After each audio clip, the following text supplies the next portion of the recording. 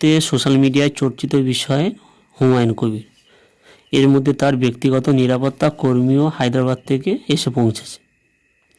3 মাসের জন্য ব্যক্তিগত হেলিকপ্টারও ভাড়া করেছে নিরাপত্তার জন্য। আপাতত এগুলি আমরা সবাই সোশ্যাল মিডিয়ায় দেখেছি। তবে হুমায়ুন কবির 22 তারিখে তার দল ঘোষণা করবে বলে আগেই জানিয়ে রেখেছে। এই বিষয়টি রাজনৈতিক দলগুলির ভাবাচ্ছে।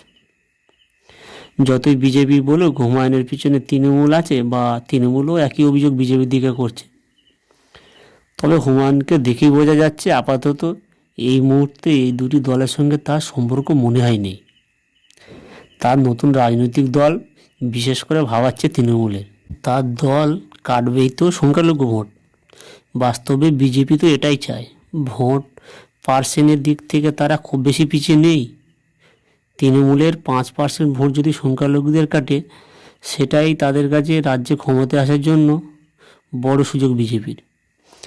যেসব মিডিয়াগুলো বিজেপির জন্য সবসময় প্রচার করে, তারা কেন হুমায়ুনকে এত গুরুত্ব দিচ্ছে, এটাই তো পরিষ্কার বোঝা যাচ্ছে।